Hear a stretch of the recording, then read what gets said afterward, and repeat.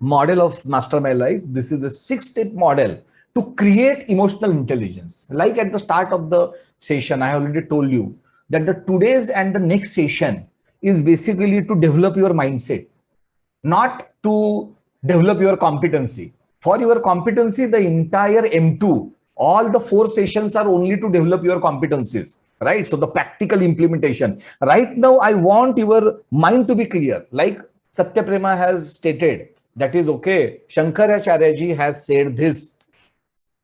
Now, many of you might not be aware, or some of you are aware, but you are not very clear on it. So we are right now bringing the clarity of the mind. What is emotional intelligence? What is emotional resilience? What I need to do to become agile and emotionally resilient is what we are talking. So the number one, without this, means it is like the, means you are keeping a something on a platform. So the platform is you knowing yourself. If you remove that particular platform, whatever is that great building or some great valuable article, it is going to fall, right? So that is the base. What is the base? Base is you knowing your real nature, who you are. And like Satyaprema has already stated, right? So the Vedant philosophy of who am I has this particular inquiry, philosophical inquiry through the Jnana Yoga. So there is a Mandukya Upanishad, right? So there are 4 Vedas, there are 108 Upanishad, out of which 10 Upanishad have the commentary of Sadguru Shankaracharya ji. In that 10 Upanishad, there is a Upanishad called as Mandukya Upanishad, which is a part of Atharva Veda. In that Mandukya Upanishad, there is a detailed explanation of the real nature of human being. So they say man. So, but their meaning of man is not a gender man. There is the meaning of man is human being. So what is the real nature of human being? Real nature of human being is not this body. Real nature of human being is not this mind. Real nature of human being is not this particular intellect. Real nature of human being is the consciousness, right? So of course we don't have the time to dwell into this particular inquiry, but I will just spare 3 to 4 minutes. Actually 3 to 4 minutes is also more for this program. Right now I am seeing my computer screen. So my computer screen is seen. And who is the seer? My eyes are seer. Now my eyes are only one. The pair is only one. But can I see multiple things? Yes, I can see the screen. I can see the pad, right? I can see the TV. I can see the walls. So what is the concept? So the seer is one, seen are many. So in this particular example, who is the seer? My eyes are the seer. Now, my eyes are seeing through what? Actually, they are the instruments of my mind. So basically, my mind is seeing through the eyes. So who is the seer? Seer is my mind. And who are the seen? Seen are my eyes. So I am seeing through my eyes. So my eyes are seen by my mind. Eyes cannot see themselves, but my mind can feel the function of my eyes and take all the inputs from my eyes. So now at a next level, first level, eyes were important. Eyes were the seer and all these things were the seen. In the next level, my mind is seer and my eyes are seen. But can you observe your mind? Yes. Sometimes you introspect. Sometimes mind observe mind. But it is not 100% of the time you are only observing your mind, right? So apart from the introspection, you fully understand what is going on in your mind, how I am feeling now, what I am thinking now. So who is in a position to understand mind. Who is in a position to observe my mind? That is the consciousness. Of course, there is the intellect and all that, but I'm just simplifying the thing. So, what is the consciousness? Consciousness is the fourth thing, right? So, it is not the body, right? It is not the mind, it is not the intellect, but it is the consciousness which illumines your mind and through which, and that observes your mind as well. Can you see consciousness? No. Why? Because like my eyes cannot see eyes, like that my consciousness is the ultimate reality, right? So consciousness cannot see consciousness, but consciousness can see intellect, intellect can observe mind, and mind can observe the body. So Vedant has this particular clear cut understanding, that is, you are not your mind and body, and our real problems are because of our association with our mind. We think that my thinking is fantastic, my thought process, my beliefs are true, right? Whatever I think right is right, whatever I think wrong is wrong. But nobody knows the truth. In fact, there is no truth. It is all about perception. So once you understand this particular ideology, you become open. You become recipient of different thoughts, philosophies, ideas, belief systems. You become a global citizen. You become a person who believes in diversity and inclusion. So this is the core. When this can happen? When you know that we all are part of the divine.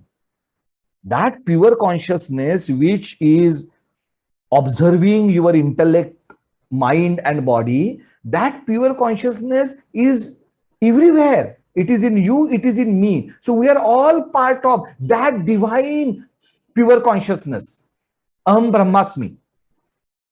If once you understand that, your outlook towards the world changes, and that is the foundation of emotional intelligence. Foundation of emotional intelligence is not that self-awareness that these are my strengths and weaknesses. Of course, my strength and weaknesses is also part of the emotional intelligence, but it is not the start point. The start point is you knowing your real nature. Once you know your real nature, then starts your journey. So you have to know your real nature is the first point of the, okay. And how this is directly related to the resilience? Can you imagine you being part of the divine? If you are being part of the divine, why you have to worry for the small or the big challenges in life? Who are you? Who are you? You are not a mortal body. You are beyond the mortal body and the mind. You are the part of the pure consciousness which is divine. If you are that, can you not bounce back?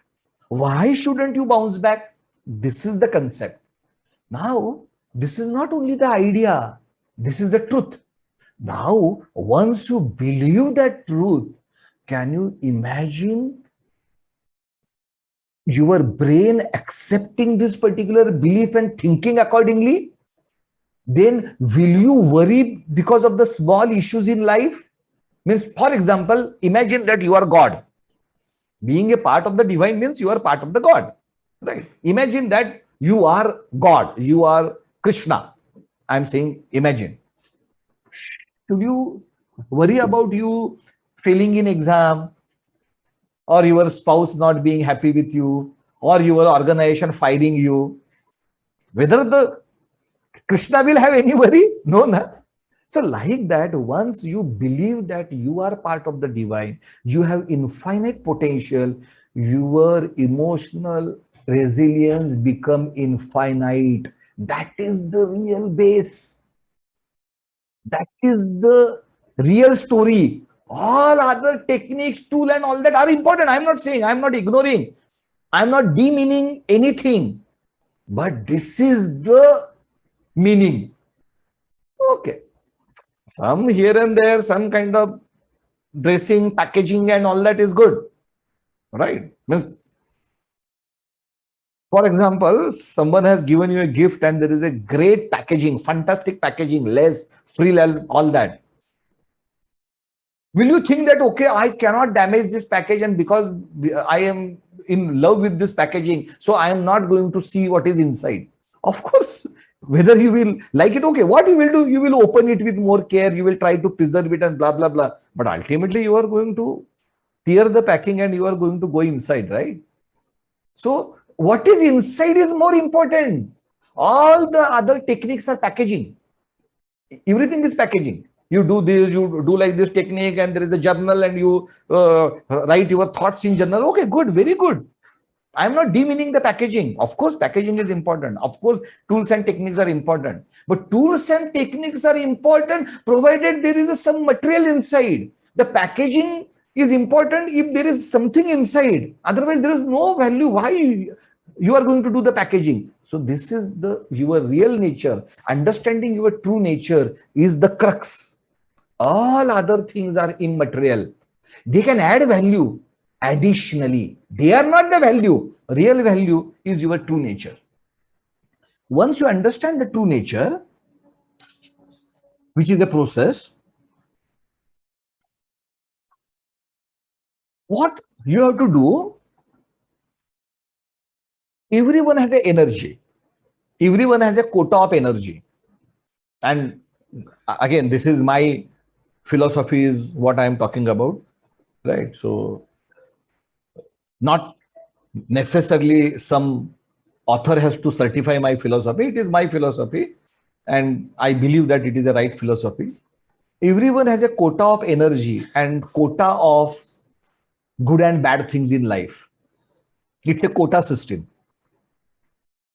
In that quota system, what you have to do, you have to maximize available energy. Always, resources will be finite in your life. Resources will never be infinite. Like that, energy is a finite. Within that available energy, you should see that your energy is not getting drained by some unnecessary things. How your energy gets drained? Due to unpleasant memories. When I was a child, my father did this to me. Somewhere at the back of mind. It is not that you are thinking it continuously. Yeah? Somewhere at back of mind, you are hurt. Somewhere at the back of mind, you have that unpleasant memory. And it is continuously draining you. It is continuously creating limiting beliefs in you. I'm not so much good in this, right? People don't like me. There are so many limiting beliefs. What is the root of that particular, most of the limiting beliefs, right? Most of the limiting beliefs come from your childhood understanding, your childhood memories, your childhood experiences, and what that brain at that time has failed, has absorbed. But was that brain complete? No. At that time, were you in a position to cognitively understand everything, cognitively empathetic with your father or mother or XYZ relative or your teacher or your friend or your colleague or your neighbor? No. You were untrained, unexperienced person feeling some negative emotions, but you are keeping them into the mind. So the number one, you have to remove those unpleasant memories by saying that those unpleasant memories were of old me, not a new me. I have evolved. My body is different. My mind is different. What is body? Body is continuously changing, right? Means I have read somewhere, I'm not very sure about the exact numbers, but I think within 1 to 2 years, you are in 90% cells in the body changes. 90% cells. So practically every 1 to 2 years, your body is practically changing. When you were a child, you were looking totally different. Your body was different. Right now, your body is different. At that time, your mind was also different. You were thinking differently. Right now, you are thinking differently. Now, why you are clinging to the memories of that particular mind and that particular body, which no longer belongs to you? but you are keeping those unpleasant memories. So first you have to remove that particular unpleasant memories. What is the technique? Common sense is the technique. I already told you the technique, right? I am no more child. I am no more that human being what I was at that particular time. My perception abilities were different. Now with this particular perception abilities, why I have to think, give importance to that memories? I'm not saying that those memories are untrue. Maybe there is a truth in that memories, but I should not give importance to that. Now I am a different being, right? Then what you have to do, and which we will do something in our program, is consciously or unconsciously, we have some negativity about some people in mind, consciously or unconsciously. I'm not saying always it has to be very conscious feeling. Number one, we have to forgive them. See, many times we have unnecessary expectations from the people. My mother and father, they have not done great things to me. Oh my God. You happen to be born to them. There is no agreement between you and them that is okay. There are so many souls and they have identified you that is okay. This is a barter trade that is okay. You will take birth with us and in return we are, what is this? You happen to be their child, and why you are thinking that their life has to do everything good to you? They have their own life. They have their own karmas. They have a independent identity. You have an independent identity. Whatever was possible for them, they have done. Whatever not possible, they have not done. Who you are to have this kind of grudges? I'm just giving one example. Like that, we have grudges. My spouse not taking care of me, not loving me enoughly. All are these are all game. This is a mind games. All are mind games. Number one, you never know the truth. Can you go inside the brain of the person and take the photograph and analyze what is the exact emotion and the feeling? That you know, everything is perception.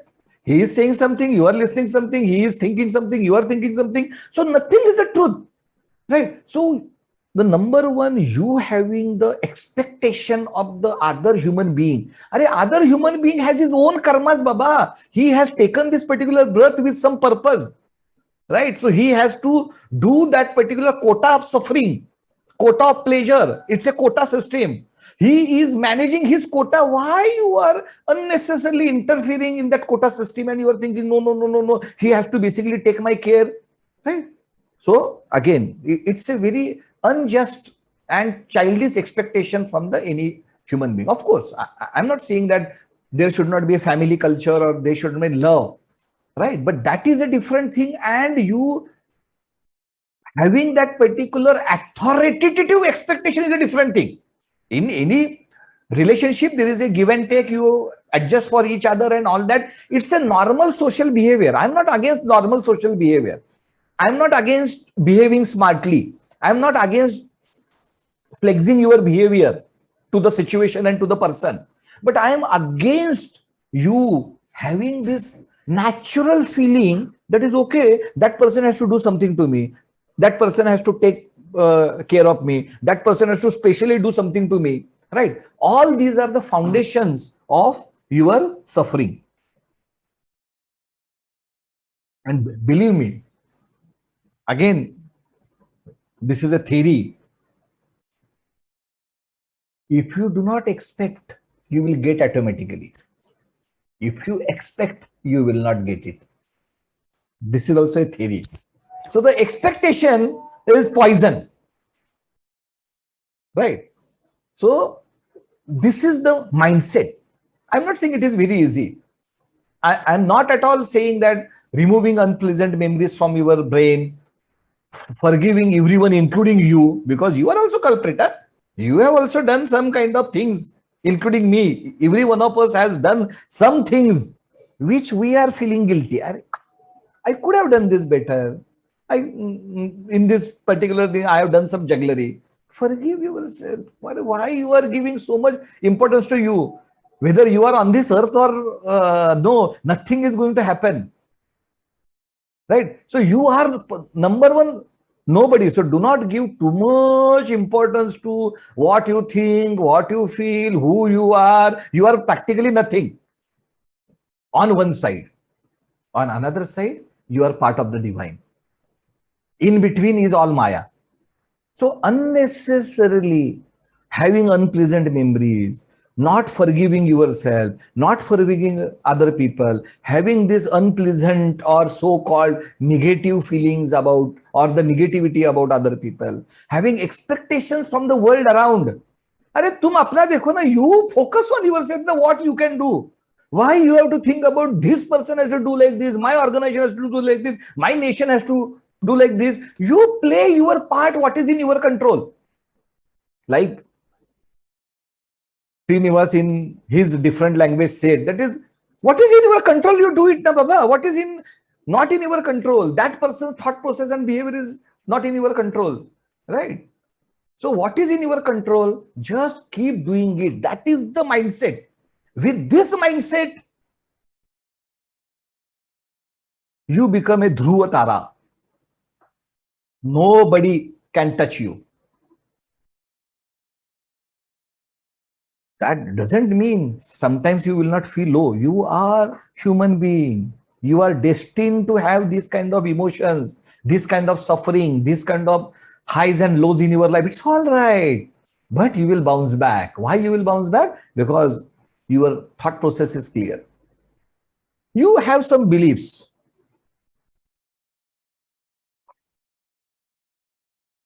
None of our beliefs are the universal truths. If I ask you, what is the universal truth? You will say, okay, let me think. Sun rises from east is a universal truth. Who says? Who says? Right? Sun never rises for that matter.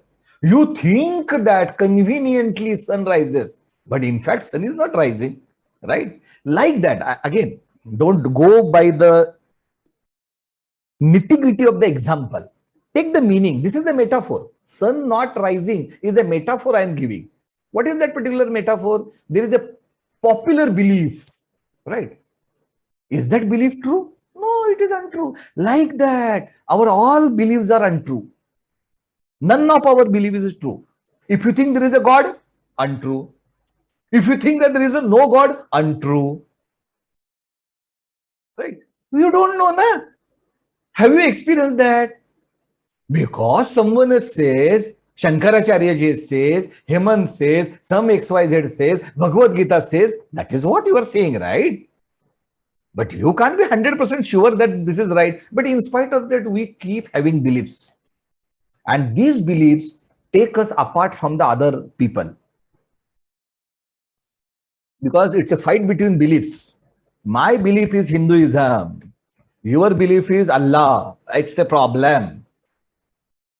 Right? Nobody knows that is what we are fighting. The ultimate truth is same.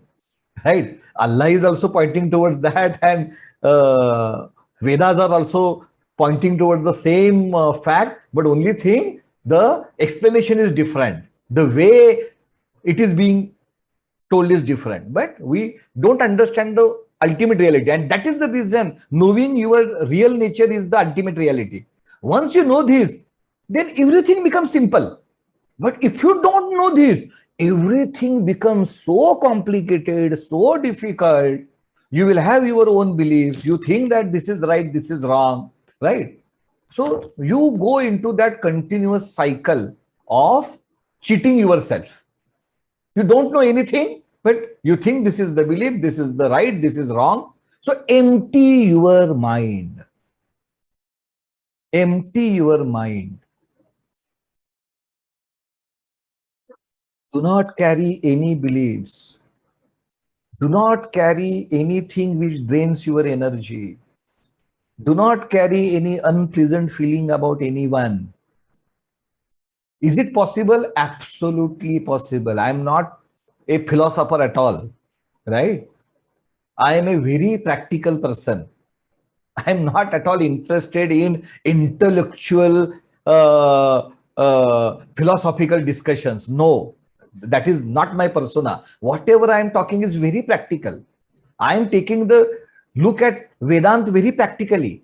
I am talking about this unpleasant memories for your benefit, my benefit, forgiveness, expectation, not having any beliefs, not having a strong opinion about right and wrong. It is all very practical ideas, right? I am not talking anything philosophical or the ideal right now. I am on ground. I am saying empty your mind for your own benefit. If you empty your mind, done. वो फिर self awareness, self management, ये quadrant, वो quadrant, ये model, ये आपको कोई psychometric test वगैरह करने की फिर कोई जरूरत नहीं है. You know your real nature, you empty your mind, you are done. ये रियलाइज होने के बाद में आपको लाइफ में कोई प्रोग्राम करने की जरूरत नहीं है, कोई क्लास अटेंड करने की जरूरत नहीं है. This is the knowledge, this is the education, and then you embrace the positive psychology. Unfortunately, most of us thinks what is not there with us. We are very conscious about what is lacking. Again, I'm making a generic statement. I'm not addressing this. I'm talking very generically. I know that few of you are above this particular level, but this is a generic discussion. Generically, I'm saying that we focus more on what we don't have and we focus very little on what we have. So positive psychology is all about what is working well in my life. For example, I don't have legs, I have hands. Okay, I don't have legs and hands, I have brain. And again, this is not hypothetical, I'm talking. There are people like this in the world. In spite of these kind of extraordinary deformities, they are educating and propagating positive psychology. And they are motivating other people. You can go to YouTube and you can see so many cases. So it is all our perspective. We are having one-piece body, right? Is what a positive thing in our life. Can you imagine that? I think there was a movie of Raj Kapoor, I think Sangam or something like that, where he comes from a war and then he says to Vaijayanti Mala, I hope that she was Vaijayanti Mala, that okay, I have come back one piece. Is that not the great thing that is we have this particular body which is properly functioning? And should that not give us a joy? Right? So focus on what is working well. Can we do it? Yes, of course, we can do it. Whatever I am saying again is not philosophy, right? It is just your mindset. It is the attitude. You decide. It is your mind, right? Right. So you decide, I will focus on what is happening good in my life. Oh, focus. Who is stopping you? But are you deciding that or not? Or are you having a mindset? Okay, I have a small gadi, I have a small car, I want bigger car. I have a small house, I want bigger house. So always you are seeing which you don't have. But can you not happy in the small house? Okay. In the big house also, I will be happy. In the small also, I will be. Small car, I am happy. Big car, I am happy. It is not that I am not saying you should not progress or you should not desire. Of course, means it's a separate story, whether you desire or not. But I'm not saying desire per se is wrong, right? But what is necessarily wrong? That you are comparing that desire with your present condition and you are not becoming happy or creating happiness in your present situation. So that is the mindset of a positive psychology. That is real intelligence. That is real emotional intelligence. Being positive is the real and very practical, right? I'm not saying happiness is the purpose of human life. It is not. Happiness is not the purpose of the human life. You will feel good, of course.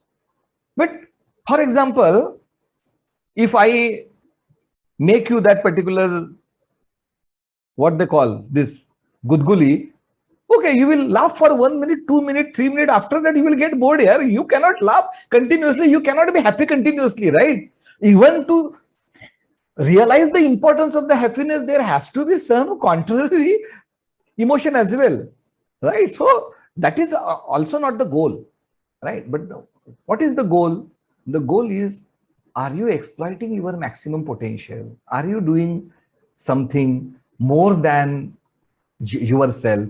Are you adding some value to the society, to the country, to the humanity, right? Ah, being happy, nothing wrong, but getting happiness cannot be your purpose. Getting happiness cannot be your goal, right? Happiness, fantastic, good. Just because I am not happy, should I stop contributing to the society? Should I stop being human? No, na, right? So the happiness is good to have, but that is not the purpose, right? So the positive psychology doesn't mean that you have to be always look for the happiness or remain happy. Not necessarily. Positive psychology is a mindset. You are focusing on what is happening good, what is happening well, what is working well, and not necessarily on the problems in your life. And then work on your strengths and values. Every human being has the natural strengths in him or her. So how to utilize and focus on that strengths, and how to live life commensurate with your values, provided of course your values are positive. If someone has some kind of negative, destructive values, I am ignoring that extreme small percentage. I am generically talking. If you live your life commensurate, aligned with your values, that is life.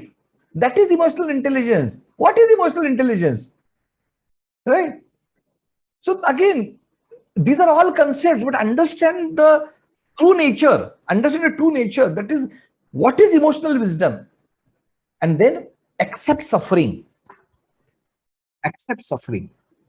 Understand one thing, that is, if you have taken the human birth, means suffering is a part and parcel of life, right? Because you are having a human birth. Otherwise, you would have illumined and not taken the birth, right? So human birth means suffering. Then why, when there is a suffering, you are getting agitated? You already know now that in this birth, I have to suffer. Right. So the suffering is a part and parcel of the human being reality. Accept the reality. Da. What is the problem? Why we get agitated when there is a sorrow, when there is a challenge, when there is a suffering? Accept it. Like in emotional intelligence, we say that is okay, whether the emotion is positive or negative, pleasant or unpleasant, accept it, name it, accept it. Or the same thing applies to the suffering, Baba. Accept the suffering, na. There is a quota of suffering also, na. If you are continuously suffering now, do you understand the meaning? You are consuming the quota of suffering. And the reverse is also true. But it's a separate story. So if you are consuming your quota of suffering, why you are worrying? You should be happy. Okay, good. Right now I am mentally, physically fit, but I am suffering means I am consuming my quota. When I can be little bit weaker, at that time maybe this quota will finish and I will enjoy my life. It's a quota system. There is a natural balance of happiness, sorrow, good things, bad things, suffering, pleasure. It's a natural balance. It depends on your karma. Depend on your karma. In this birth, you might have more suffering, less suffering, but suffering for sure. Right? Depending on your karma, you will have some pleasure, some sorrows, but some pleasure for sure, some sorrow for sure. Right? So understand, accept this reality. Our issue is we do not accept the reality. Once you accept the reality, like in emotional intelligence, they say, once you label the emotion, 50% work is done. Once you accept the emotion as it is, Major portion is done. Like that. Once you accept suffering in life, major suffering in life is over because you have accepted it. The real issue is non-acceptance. And then there is a control compass. And this is all in a sequence, right? So you have to develop your mindset, starting with understanding your real nature, emptying your mind, embracing the positive psychology, accepting the suffering of human life, and then understand that I can only control the things which are in my control. The things which are not in my control, why the hell? It is so impractical to worry about the things not in your control. Have you ever thought? That is how childish we think many times. It is not in your control, Baba. Why you are thinking and spending your time and energy? Of course, if there is some kind of global issue and all that, you can only think about contributing you a small contribution, right? That is what you can think. That is okay. There seems to be one global issue, environment crisis and global poverty and XYZ. How can I contribute maybe 0.0000001% is what you can think. Can you think, oh my God, I am very sad because the world 80% people are poor. Is this not foolishness? But that is what we do continuously. The things which are not in our control, the behavior of the other person which is not in our control, we observe that behavior and we feel bad. Why you are feeling bad when that person's behavior is not at all in your control? See, foolishness, which we do it on a regular basis. So understand your control compass and focus on what you control. This is wisdom. This is wisdom. This is emotional intelligence. This is human intelligence. Focus on process. That does not mean now Krishna has said something. Krishna only knows what he has said, right? People interpreted that the result is not important, only process is important. No, no, no, no, no. Both are important. But you do not only think about the result and get bogged down by the result and the consequences. You only focus on the process. Of course, the process is designed for the result. So the Krishna or whoever God has said it or whoever the power has said it, result is important, no doubt. The process has been designed to get the result or the desired output. But when you are working on that particular action, when you are taking the action, you are not getting bogged down by the result and the consequences and the worries associated with the result. You are focusing on the process. Like that, in your life, you have to, what is in your hand? Result is not in your hand. No result is in your hand. In your life, nothing is directly in your hand. Working towards that goal is in your hand. What will happen is a combination of the variety of the factors. Right? Means we were very happy, COVID came. Right? Many issues came, many opportunities also came. So the world is a very complex ecosystem. Nothing is in your hand. Right? So you are just a very, very, very, very tiny piece of the puzzle. So why you are unnecessarily bothering too much in the life? Just chill. Just chill and focus on what process you can follow. That is what. Sometimes you will get results, sometimes you will not get. It is all right. I'm not saying result is not important, but you need not think that every time I have to get the result, every time my efforts must produce the result. That is a wrong, that is impractical thought process, because there are so many complex equations and the variables in play in universe which are not in your control. What is in your control? Your action and the process, what you are following. Just do that. That is the wisdom. Purposeful thinking. If there is some fight is happening, immediately, of course, you will feel bad and some emotions for the 60 to 90 seconds will overpower you. But you think, now, what is the purpose of my relationship? If the purpose of my relationship with my spouse is that we are going to live together for the entire life, my parents are going to leave me, my children are going to leave me, and only my spouse seems to be the only companion I can have during the life, and the purpose of my relationship is to get along and the flourish that relationship, then why you are bothered about the small fights and the issues? What is the purpose of your relationship? What is the value you are attaching to that particular relationship? Purposeful thinking. But how we think? We think situation. Right now he said this to me. Right now he got angry to me without my fault. Arey Baba, are you living for that particular situation or you are living your life? So in the entire scheme of life, what is the value of that particular incident? And for that incident, why you are getting agitated? What is the purpose of your relationship? Purposeful thinking.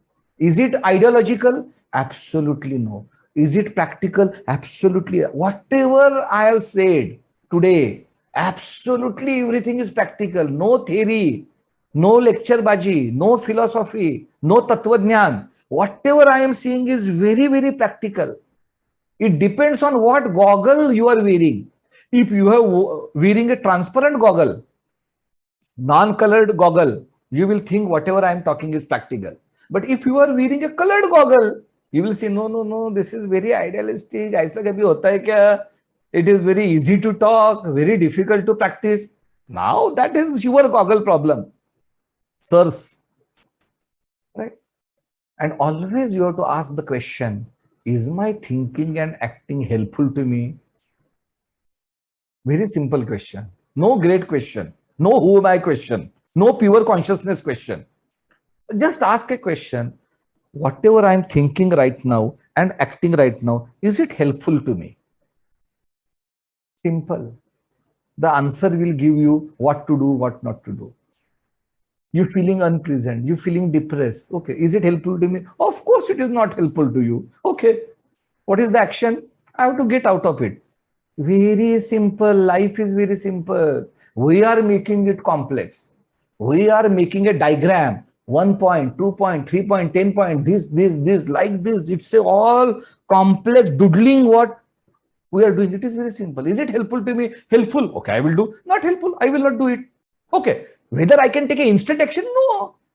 I will also enjoy that particular feeling, unpleasant feeling for some time. I am a human being, right?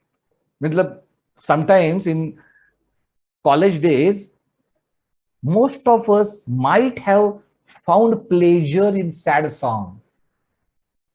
We are not related to that. There is a hero, there is a heroine, there is a breakup, and Muhammad Rafi is singing.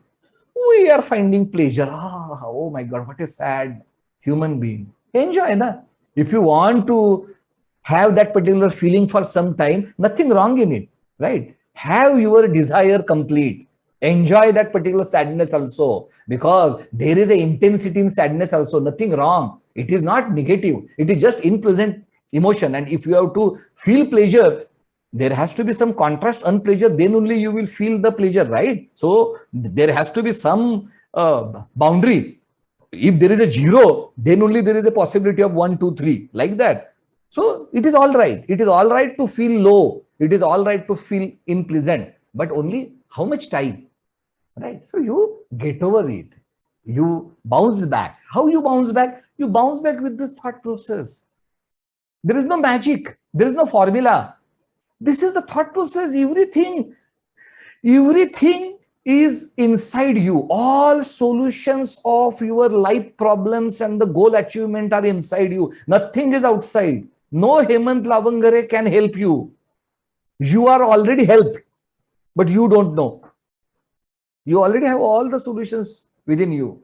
Just understand this particular mindset and work on this particular mindset. Very practical mindset. No jugglery here. No ideology here. Everything practical, right? So during the reflection, you challenge me. That is okay. We think that this is impractical. This is not possible. This is whatever I am saying is possible. Okay. Is it difficult? Of course. If it is not difficult, if it is a cakewalk, right? Everyone would have become wise and happy, but it is not the case. So definitely it is difficult, right? So I'm not saying that it is not difficult, but it is possible. Yes. Is it practical? Yes. It is implementable? Absolutely yes. Can you implement it? 101% yes. No doubt about it. No doubt about it. Because nobody is a mental case. If you are having some mental issue, right, means your brain is not functioning, then I can understand that, okay, then it is difficult. If you are mentally sane people, for all of you, this is possible. So this is emotional resilience for you. And now it's a reflection.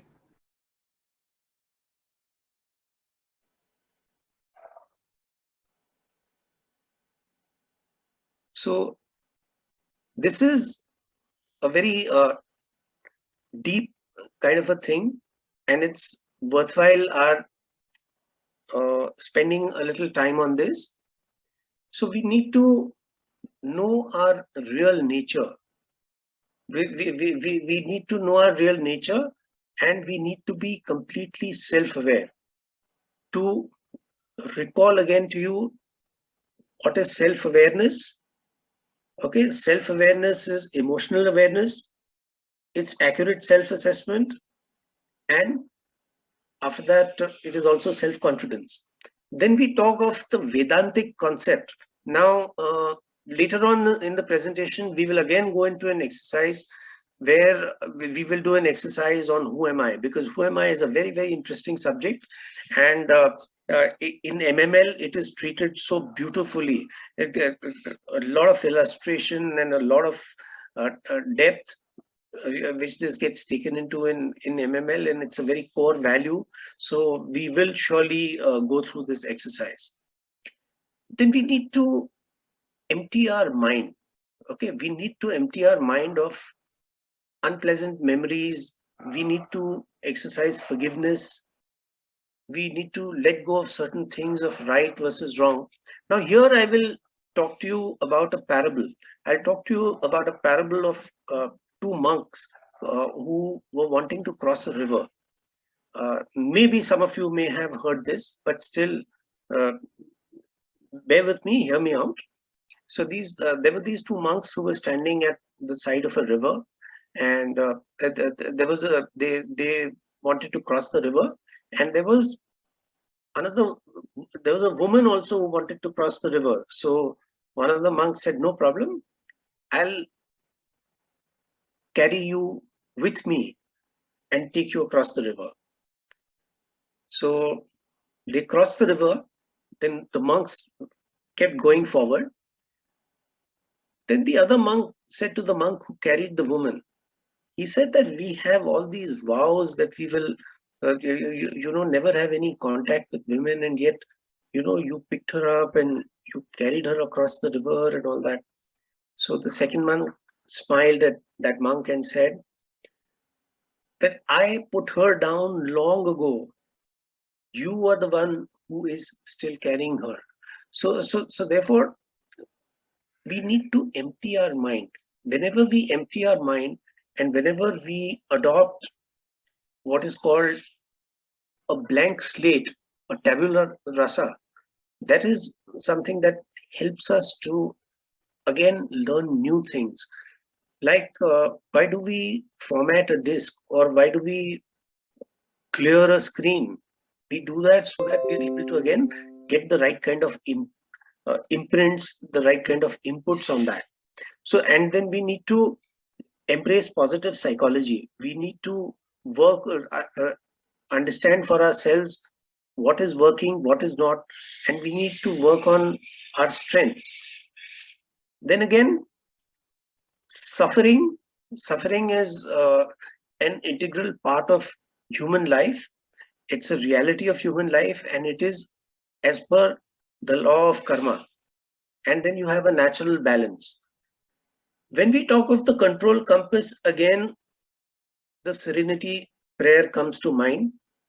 So what does the serenity prayer says? The serenity prayer says that God, give me the courage to change the things that I can, the patience to put up with those that I cannot, and the wisdom to know the difference. And then we have to work with purpose. We have to have a mindful purpose. We have to have long-term goals, and we need to keep analyzing for ourselves whether what we are doing is correct or we need some kind of a mid-course correction in this. Okay. So the real wisdom, and this is a mastermind life model of Atman intelligence, and this particular program doesn't cover Atman intelligence, but I'm just introducing you this particular concept, right?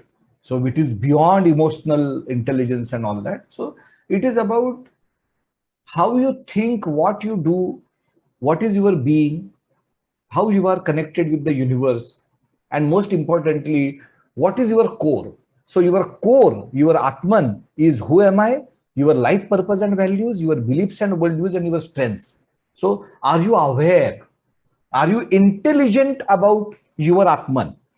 Then is your thinking conscious? Is your thinking positive? Is your thinking adaptive? Is your thinking innovative? Then you are doing.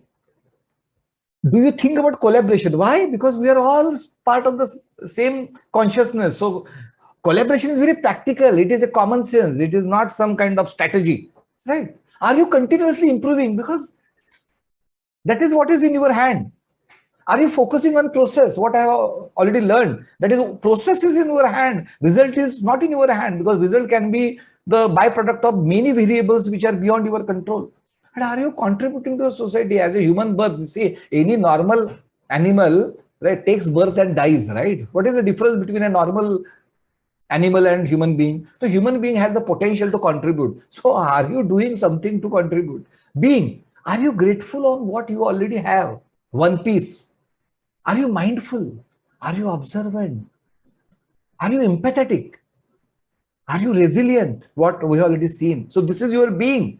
And then your universal being. We are all connected. We are all one, right? So are you contributing to the sustainability? Are you contributing to the diversity and inclusion, accepting and then contributing?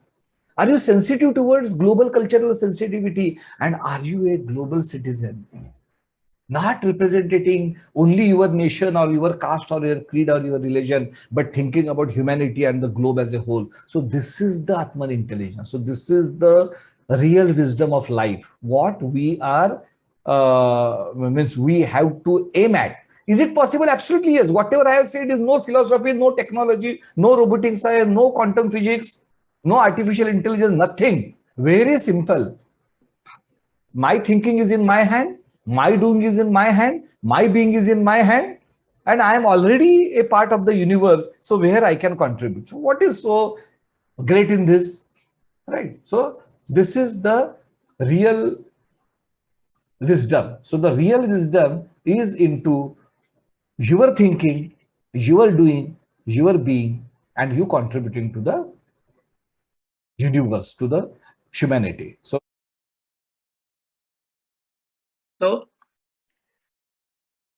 we are looking at various different aspects. We are looking at thinking, we are looking at doing, we are looking at being, and then we are looking at universal being. So thinking has to be conscious. Thinking should be positive.